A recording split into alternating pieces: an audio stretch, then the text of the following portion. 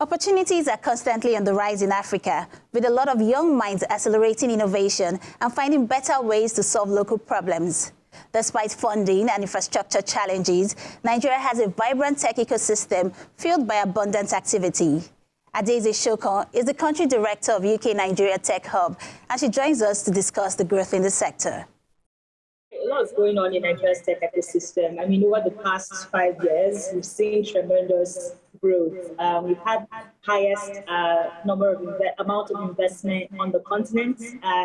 We've seen about 5 unicorns. We've seen funded programs. We've seen innovation hubs spring out. And this is happening in the midst of a recession. It's happening in the midst of a pandemic. It's happening in the midst of high inflation rates, not just in Nigeria, but across the globe. And it's interesting to see how the tech sector is thriving regardless. And I think that this is something to learn. There's an article I was reading about startups solving real problems, downtown or not. And it suggests that, or is saying that Africa's tech ecosystem is now a very viable asset class for global investors to invest in, because it's actually more reliable than other investment assets, which is really awesome. So I think that this is really cool, and it presents an opportunity for us to maximize this growth that we're seeing. There's more, all hands needs to be on deck, government, private sectors, and donors like us. So I work with the UK Nigeria Tech Hub, the UK government's program under the Digital Access Program, very keen on investing in tech and supporting Nigeria's digital economy. Yes, you're right there. We do have a lot of talents, but as a country, do you think we're taking full advantage of them? And I think that we are recognizing the role that tech talents play in building successful companies. So tech talents and even non-tech talents are the backbone of all startup companies. So without them, there wouldn't be startup companies. We wouldn't even have the tech ecosystem that we have.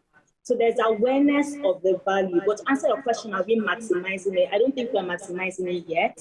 There are efforts that are being made at the policy level, at the implementation level, to support and upskill tech talents. But I would say that we are not there yet. So we need to take we are taking some important steps. And we're seeing a lot of brain flights, for example. A lot of brain drain, a lot of people are going out of the country. That has economic benefits, not that it's bad, but we need to balance the scale. People are going out, but we need more people who can be in the country and build our local economy. So we need more talent. Our curriculums need to be, need to support market needs. We need skills that are advanced and can compete globally. We need digital infrastructure so people can have access to internet no matter where they are in the country, so they can access global opportunities.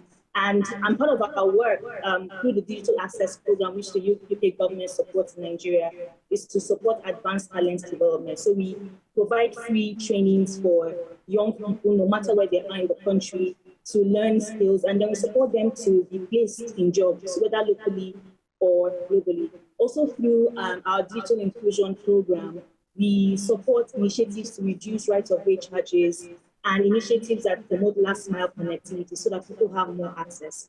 We are taking some steps, but we are not there yet. But there's huge potential that we need to harness with tech talent, because it's the fastest way to actually curb unemployment in the country. We have innovation hubs across the country trying to help founders and startups build successfully. How effective do you suppose they've been?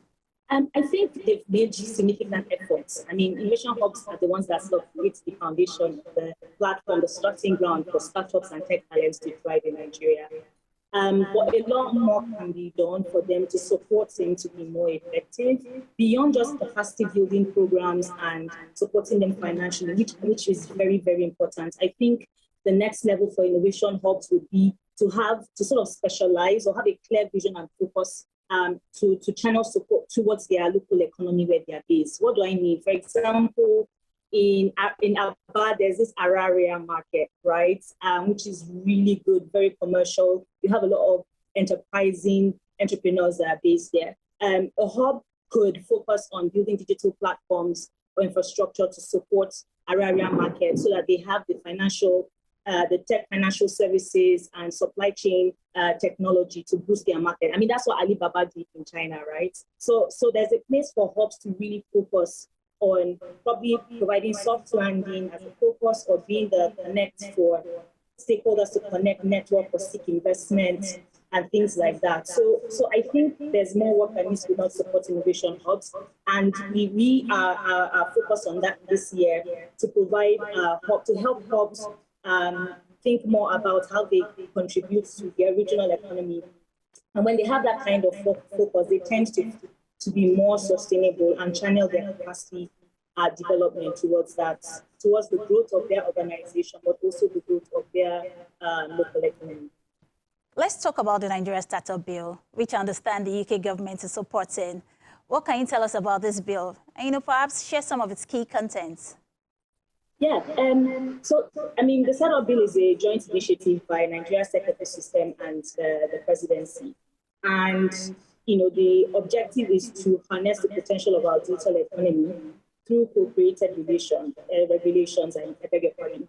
So it will ensure that Nigerians' laws are clear, they are planned, and they work for the tech ecosystem. So prior to this bill, there was a perception of sort of distrust between the government and the startup ecosystem. So the startup ecosystem felt like government was out to get them, and government understood that, yes, there's tech and digital and everything is happening, but they didn't seem to understand what was going on with the tech economy. So this bill, through the ideology, the entire construct of this bill was founded on the notion of something we call the big tent approach, which is everybody working together, right? That this bill is our bill, simply put, right? It's not the government's bill, it's not the startup ecosystem's bill, it's everybody's bill, because we see the value that the digital economy and the tech sector brings to the country. So that understanding that foundation, everybody came together: the presidency, vice presidency, ministers, investors, donors, startup founders, tech talents, young people aspiring to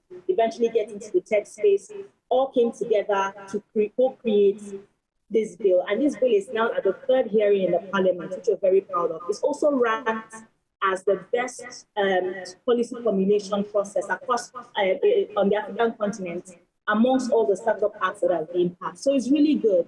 And, there are three main objectives. One is to create the enabling environment, for startups to establish their companies and develop their companies, to foster the development of tech talent, and to position Nigeria as one of the foremost innovation hubs in the country. So if you go to startupbill.ng, you could get more information about the content. Of course, it's not yet passed, so a few things are changing, but majority of the things have been but there's a lot of buy-in from government. You can see that this is everybody came together to do this. But three things in the bill that are really fascinating that people should look out for.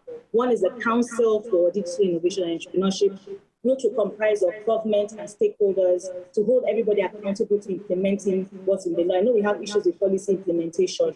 So the council is there so that we can make sure that we implement the law once it's passed. Second is this portal that allows startups to obtain licenses easily, get registered easily, access opportunities, network. So you have people from CBN, you have people from FIRS, you have people from CDC, everybody is there, to make sure that startups get what they want on time. And the other one is this seed investment fund, which provides early stage financing even from the government side, because government also needs to do work in providing financing.